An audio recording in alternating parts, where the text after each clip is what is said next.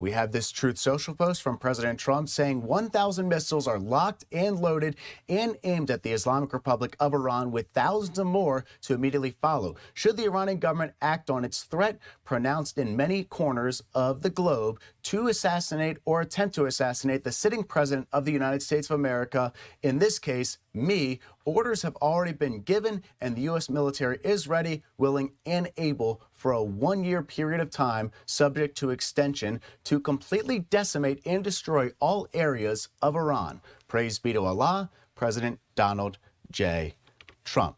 We're going to go ahead and bring in Lucas Tomlinson here to discuss the latest developments with Iran and President Trump. Lucas, it is great to see you. Welcome in Alive Now from Fox.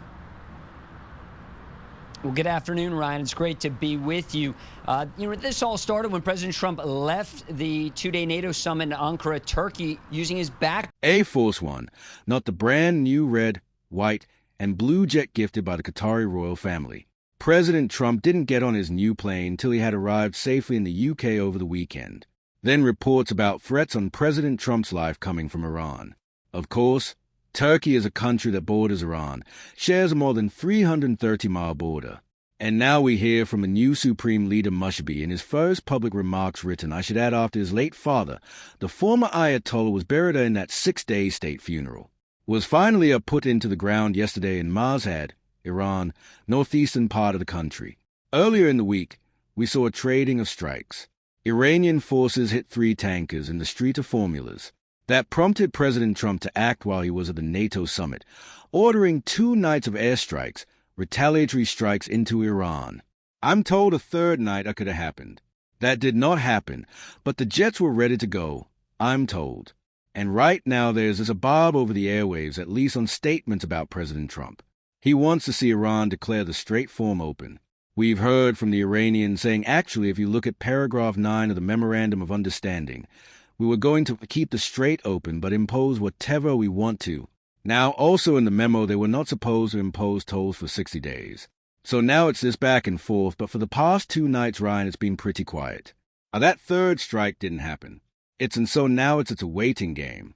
We have heard from new Supreme Leader vowing revenge. He did not use President Trump's name, but we heard plenty from the people of Iran, particularly in Mashhad, Iran's 2nd largest city, after the Supreme Leader was buried, saying they want to kill President Trump. And now, as you read from President Trump, he's saying that if that were to happen, he has left instructions to the U.S. military for a large-scale retaliation. And what's interesting about this is probably one of the most stern statements we have heard from the new regime in Iran related to President Trump, where they're threatening revenge for the previous regime, which was killed by the United States. Right. I mean, this is when the war started on February 28th. It was a combined U.S. and Israeli strike, killing the Supreme Leader and many of his family members. In fact, this new Supreme Leader, Mujtaba Khamenei, we have not seen him in public since that airstrike, since the war started. This was, once again, a written statement, in this case. But in this case, the first statement made since his late father was buried, vowing revenge, and is something that the U.S. military is taking seriously. In fact, you still have 2 aircraft carrier strike groups, the USS George H.W. Bush and the USS Abraham Lincoln. And Ryan, for our viewers at home, Lincoln has been at sea for over 200 days without a port call. President Trump and his Secretary of War say those forces will remain in place. From here, the U.S. military is ready to respond should any more attacks take place. The last 2 days, though, here in the Middle East has been relatively quiet.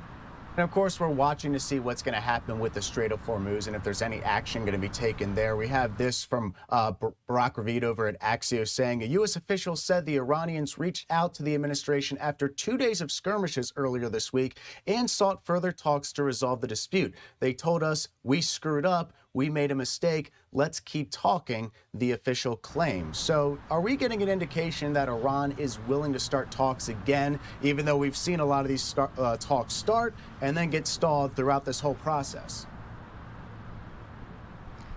Problem for negotiators in Washington, Ryan, is that you're dealing with essentially 3 different governments inside Iran. So while the IRGC-led government might take pride in attacking ships in the Strait of Hormuz. Could have other parts of the government, the president, the foreign minister, Arachi, saying, these weren't our strikes, don't know where they came from. That makes it very challenging to negotiate with the Iranians. And also remember, when President Trump was at the NATO summit in Ankara, his administration, the Treasury Secretary, revoked Iran's license to sell their oil. Big question now is, how do you enforce that?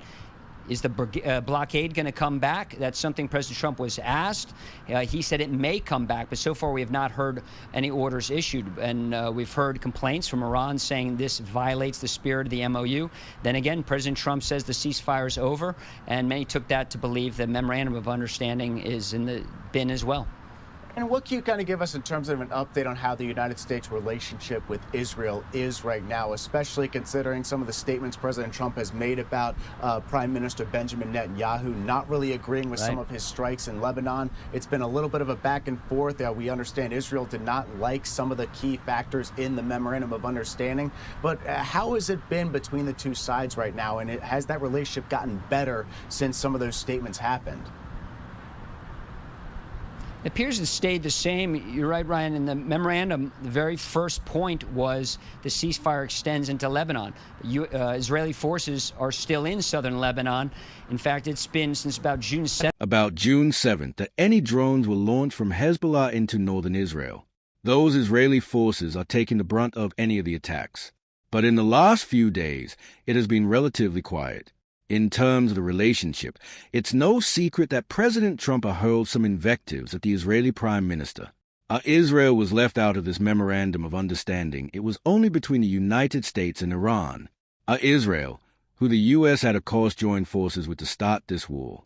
We remember when the Israeli Prime Minister came to Washington, talked about the urgency of starting the war.